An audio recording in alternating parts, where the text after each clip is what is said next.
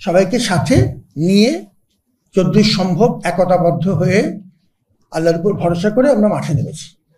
বাধা বিপত্তি আছে এবং এই যে মামলা মোকদ্দমা হচ্ছে সেগুলো একরকম আমরা আইনগতভাবে মোকাবেলা করছি, এগুলো বাধা বিপত্তির অংশ। আপনারা জানেন যে ডাকসুর এই পদযাত্রায় আমরা বেশ অগ্রগতি করেছি এবং আপনাদেরকে আগেও আমরা সময়ে সময়ে কিছু হালনাগাদ তথ্য দিয়েছি। আজকে আরেকটি আপডেট আমরা দেব এবং এটি আমরা আজকে যেহেতু আমাদের মহামান্য আদালতের থেকে কিছু অবজারভেশন এসছে, তার আলোকে আপডেটে আমরা ওই অংশটিও কভার করব। প্রথমে কিছু তথ্য দেই। আমরা ডাকসু প্রসঙ্গে দুটো উকিলি নোটিশ, আইনি নোটিশ এবং দুটি রিট আমরা এ পর্যন্ত ফেস করেছি এবং এই প্রতিটি ক্ষেত্রে আমাদের আইনজ্ঞ প্যানেলের মাধ্যমে আমরা সবচাইতে দ্রুততম সময়ে এবং পেশাদারিত্বের সাথে এই আইনি প্রক্রিয়ার আমরা রেসপন্ড করার চেষ্টা করেছি, মোকাবেলা করার চেষ্টা করেছি। একটি বিষয় যেটি আজকে আমাদের মাননীয় আদালত, আমাদের হাইকোর্ট বিভাগ, যেটি আজকে সকালে একটি রিট বিষয়ে একটি আদেশ দিয়েছিলেন। একজন প্রার্থী আরেকজন প্রার্থীর প্রার্থিতা প্রসঙ্গে রিটটি করেছিলেন এবং তার জন্য আমরা আমাদের আইনজ্ঞ নিয়োজিত ছিলেন এবং তিনি এটি উপস্থাপন করেছেন। মাননীয় আদালত আমাদের ডাকসুর নির্বাচন 30শে অক্টোবর পর্যন্ত স্থগিত করেছিলেন এবং এই নির্বাচনের প্রক্রিয়া এবং ওই নির্দিষ্ট প্রার্থিতা বিষয়ে কিছু পর্যবেক্ষণ রেখেছিলেন। এর পরবর্তীতে আমাদের চেম্বার জজ আদালতে আমরা আমাদের আইনজ্ঞের মাধ্যমে, আমাদের নির্বাচন কমিশনের পরামর্শে এবং আমাদের ছাত্রদের ব্যাপক আগ্রহের পরিপ্রেক্ষিতে আমরা সঙ্গে সঙ্গে চেম্বার জজ আদালতে আমাদের ওই রায়ের বিরুদ্ধে আপিল করেছিলাম এবং আপনারা জানেন যে সেই আপিলে এবং এই ঘটনাটি 3-4 ঘন্টার মধ্যেই উপস্থাপিত হয়েছে এবং সেই আপিলে আমাদের মহামান্য হাইকোর্টের যে আদেশ সেটি স্থগিত করা হয়েছে এবং আমি আমাদের আইনজ্ঞ প্যানেলের বিজ্ঞ সদস্যবৃন্দের 2-3 জনের সাথে কথা বলেছি যে এর সহজ ভাষায় এর অর্থ কি। এর অর্থ হচ্ছে যে আমাদের পূর্ব ঘোষিত শিডিউল অনুযায়ী এখন ডাকসু নির্বাচন হতে, অর্থাৎ 9 তারিখে নির্বাচন হতে কোনো বাধা নেই। সেই বিষয়টি আমাদেরকে আমাদের আইনজ্ঞ মহল আমাদেরকে আশ্বস্ত করেছেন। আগামীকালকে ওই মামলার শুনানি আছে। যেহেতু মামলাটি একটি বিচারাধীন প্রক্রিয়ার মধ্য দিয়ে যাচ্ছে, আমরা এই বিষয়ে আমি আর কোনো মন্তব্য করব না। তবে আমি ধন্যবাদ জানাচ্ছি এই প্রক্রিয়ার সাথে জড়িত আমাদের শুভানুধ্যায়ী, আমাদের আইনজ্ঞ মহল, আমাদের শিক্ষার্থীরা, যারা সর্বাবস্থায় আমাদেরকে সহযোগিতা করেছেন। এটা হচ্ছে আমার আইনগত বিষয়টা নিয়ে একটু কথা ছিল। আপনাদের একটি অবজারভেশন ছিল যে আমাদের এই আইনগত পরিস্থিতিটা বা কিভাবে আমরা এই আইনগত বিষয়টা আমরা ব্যবস্থাপনাটা কিভাবে ম্যানেজ করি। আমাদের একটি আইন উপদেষ্টা দপ্তর আছে। একটি পুরানো বিশ্ববিদ্যালয় হিসেবে আমাদের আইনি কাঠামো এখনো খুবই দুর্বল অবস্থায় আছে। আমাদের একটি আইন উপদেষ্টা দপ্তর, তাতে একজন মাত্র আইন উপদেষ্টা আছেন, এতদিন তিনিই ছিলেন এবং তার সাথে একজন সহকারী রেজিস্ট্রার, 2জন সহকারী রেজিস্ট্রার এবং একজন ডেপুটি রেজিস্ট্রার আছেন।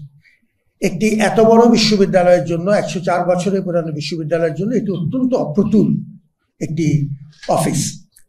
সেই বিবেচনাতে আমরা আমাদের আইন উপদেষ্টা দপ্তরের সহযোগিতায় আমরা সিনিয়র ম্যানেজমেন্ট টিমের অনুসমর্থনে এবং সিন্ডিকেট কর্তৃক পাশকৃত 12 সদস্যের একটি বিশেষজ্ঞ প্যানেল তৈরি করা হয়েছে।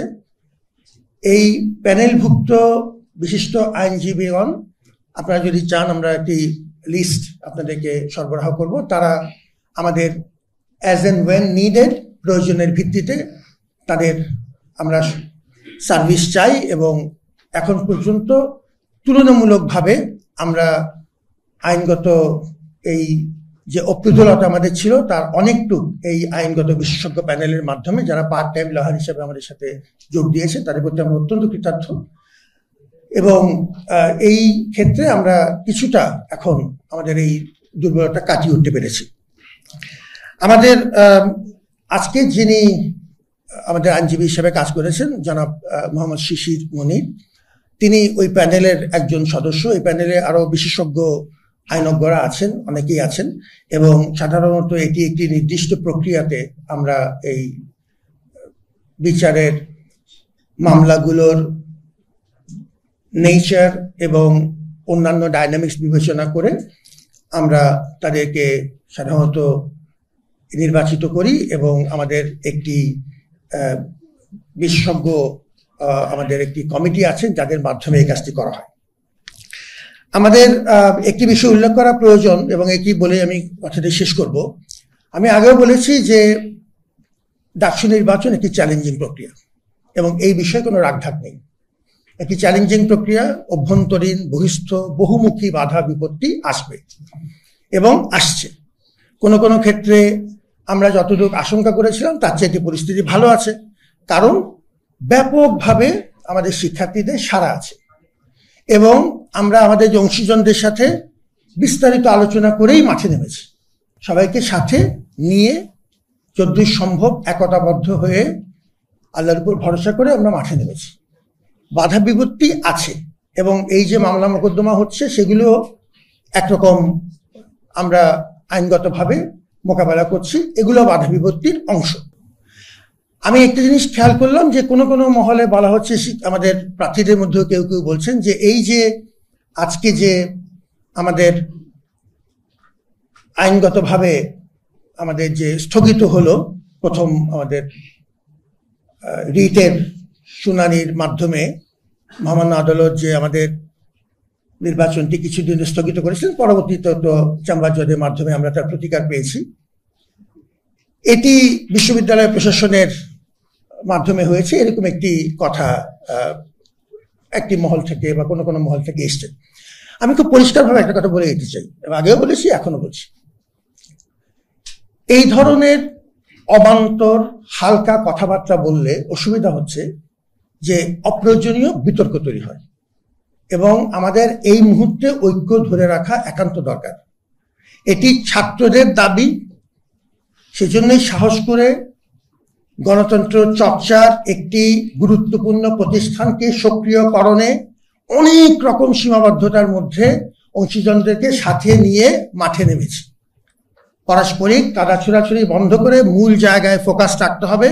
আমাদের যারা প্রার্থী আছেন, আমাদের যারা ভোটার আছেন, তাদেরকে আমি আগেও বলেছি, এখনো বলছি, ধৈর্যের সাথে সহনশীলতার সাথে মাথা ঠান্ডা রেখে যাবতীয় বিভিন্ন রকম বাধা বিপত্তি ষড়যন্ত্র মোকাবেলা করে আমাদের এগুতে হবে, এবং সেই পরামর্শ সহিষ্ণুতা থেকে আরম্ভ করে ধৈর্য বজিয়ে রাখতে হবে। অবান্তর কথাবার্তা বলা যাবে না। সর্বাবস্থায় তথ্য উন্মুক্ত করে দিতে হবে। সাংবাদিকরা আমাদের বন্ধু, এই তথ্য উন্মুক্তকরণের মাধ্যমে এই প্রক্রিয়াতে আমরা তুলনামূলকভাবে যত স্বচ্ছ থাকব, তত আমাদের এই বিভিন্নমুখী যে বাধা বিপত্তি সেটি মোকাবেলা করা সহজ হবে, এবং ঐক্য ধরে রাখার কোনো বিকল্প নেই। আমরা খুব কাছাকাছি সময়ে চলে এসেছি। একটি গুরুত্বপূর্ণ মাইল ফলক ঢাকা বিশ্ববিদ্যালয়ে আপনাদের সবাইকে সাথে নিয়ে আমরা অর্জন করার পথে এগিয়ে যাচ্ছি। আমরা মানুষের শুভবুদ্ধিতে ভরসা করছি, আমরা আল্লাহর উপর ভরসা করছি, এবং আমরা আমাদের শিক্ষার্থীদের এখন পর্যন্ত যে ব্যাপক সাড়া আছে, ব্যাপক আগ্রহ আছে, এবং আমাদের অংশীজনদের যে সহযোগিতা আছে, এই ভরসাতে আমরা এই কাজে এগিয়ে যাচ্ছি। আপনাদের সবার সহযোগিতা প্রয়োজন, এবং যে কথাটা আমি বলেছি আপনাদেরকে নিয়মিতভাবে আমরা আপডেট করতে থাকবো। যাতে তথ্যের কোনো ঘাটতি না থাকে।